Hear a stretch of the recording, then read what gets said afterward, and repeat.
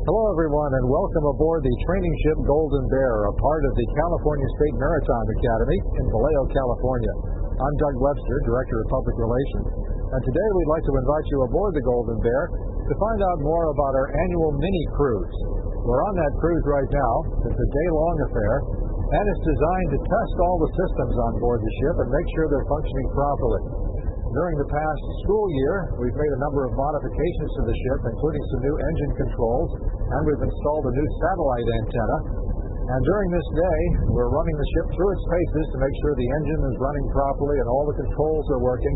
And we're going to talk to some of the experts who are aboard to check out all these systems and make sure they're working properly, and with members of our faculty who are part of this process. So come on along with us on Mini Cruise on the training ship Golden Bear. I'm here today to witness some of the items associated with Special Survey hull and machinery on the Golden Bear.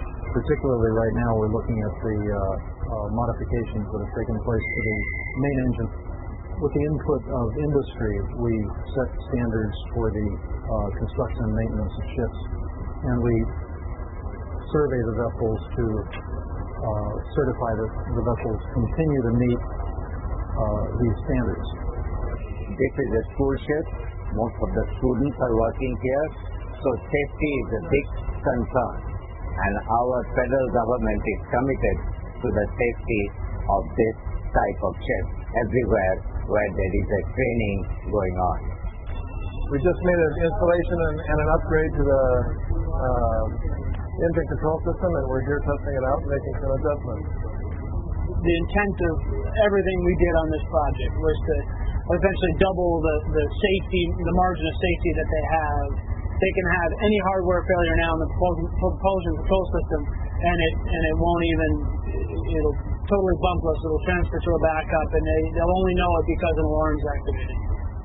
We have two computers, one controls each engine. Well, if one of those fails, you lose that engine.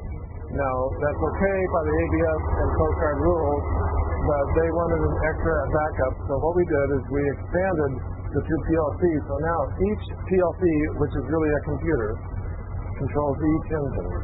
And if one fails, it'll automatically go to the other computer. In about a week and a half, we'll be going through our U.S. Coast Guard COI examination. COI is Certificate of Inspection. We annually inspect the vessel that all the safety systems are in place and ready, and that the ship and crew are in a status that makes it legally ready to sail, if you will.